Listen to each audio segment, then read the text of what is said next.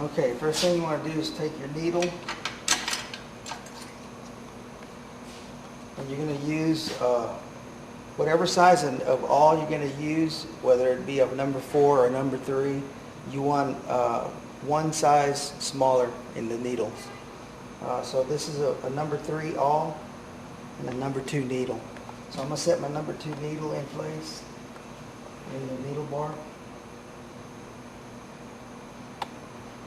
Okay, and then I'm going to hand tighten the thumb nut that's on there. I mean the nut that's on the needle bar.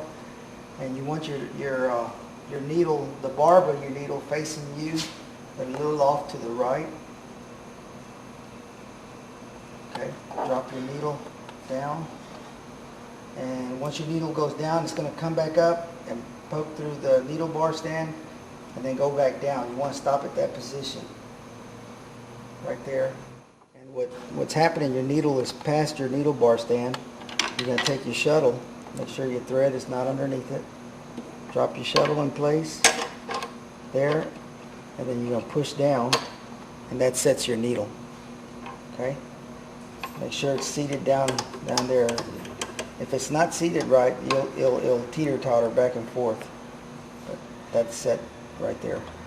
Get it out. Then raise your needle back up. Okay. Once you get your needle set in place, then you take your needle bar wrench to tighten your collar on it. Turn it.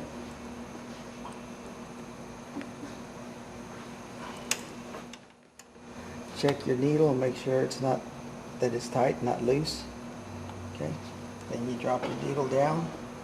Okay. Now what you want to do next is step on your presser foot, get it lifted up. Presser foot lever, get it lifted up. Lock that down. Take your shuttle.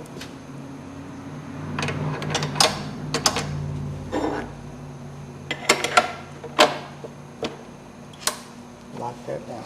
Okay. Now next you want to put your awl into your awl bar.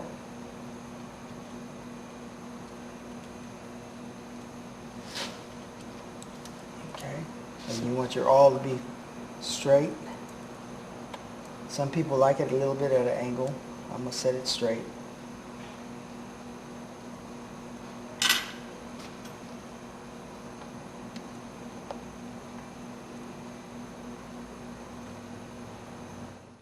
Your Allen wrench, and you tighten that set screw onto your awl. Some of them have a little square-headed screw, and some of them have set screws. Okay.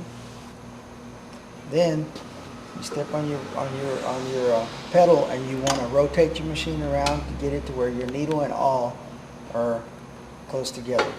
And then you check for your needle and awl to be in line this way and also this way.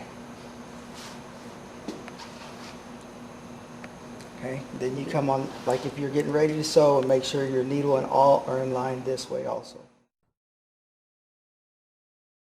Take your thread, spool the thread, set it on this side. Slip your thread through here.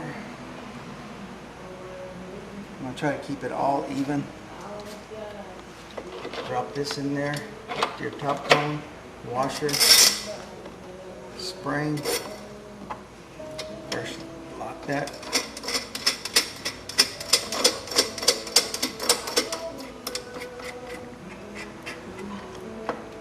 You don't want much tension on it, just enough so where the machine, just what the machine uses. Okay, and you lock it with the top nut. Okay. Take your threading wire. Make sure your machine is in this position here. Right here, where everything is straight. Stick your wire through there, all the way through your wax pot. Back here, make a loop. Loop through.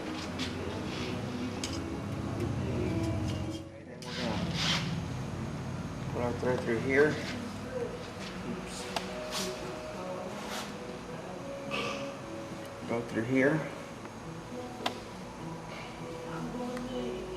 like that. Go through this first bottom hole in the thread guide. Okay, then you gotta lift this up and make sure your thread goes in between the locks, like that. Okay, then this other lock has a slot in it, a hole in it. You gotta put it through there. I always use my scissors to grab it and pull it through. Okay, and lift this up. Make sure your thread goes in between them fingers there, the brake block, like that. Okay, then it goes under the first roller and over the second one. Under and over. Just like that. And it should pull real simple, real easy through there. Okay, then you take it and you're going to go in between this wire right here. This is your tension. Goes in between there. Then you grab your threading wire again. Go through the thread tube, which is right here. Okay, go up inside there. Make it come out right there. And make a loop. Grab it. Pull it through. This is the threading wire, and then this is the barb on the threading wire. When I say make a loop, it grabs like that. And then you pull it down. Okay, once you got it through your thread tube, and you take your point of your thread and put it through the thread eye, just like that. Okay, step on your presser foot where it lifts up your presser foot, just like that. What we're going to do now is going to take the shuttle out of here so we can so I can show you how to thread the bobbin. Undo the latch for the front arch cover and then pull it out. Okay. Step on your pedal, bring it forward, take your shuttle out. Like that. Okay, now what I'm going to show you is how to take this out and then put it back in there.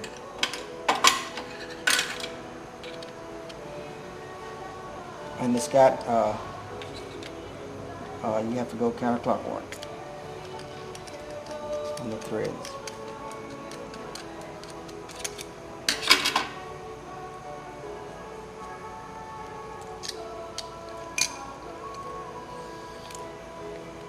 Okay, now if you're putting a new bobbin in there, you want to make sure you hold your point of your shuttle away from you, and you want the thread to be unrolling, pulling on the right side, the right hand side. So in other words, if you pull on the thread, it's turning clockwise.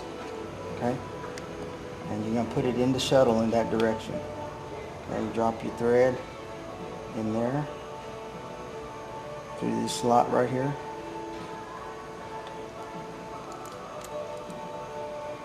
Okay. Then take the point of the thread, put it through that slot there, grab it from the inside. Okay, and leave a loop right there. Okay, grab your thread right here, drop your bobbin in place like that. Okay, now make sure that the thread coming out from the shuttle from the bottom side is going to go in between here and behind this spring right here, not the latch but the spring. The way you do that, put your thumb on it, pull on it, and it sets itself. Take your screwdriver,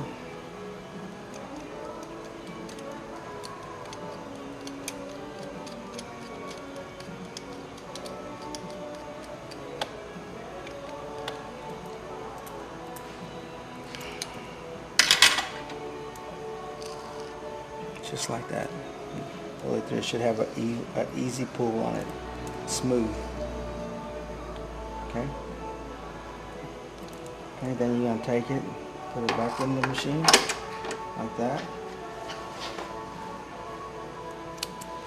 Okay. Hold your thread up, grab your arch cover, drop it, lock it, and your where you pick up the thread. Right here on the side is your tensioner, your tension spring, and then your latch. And this right here, this screw right here is your regulating screw. Turn it clockwise and it gives more tension to your thread. Makes it harder. It'll pull your thread down harder.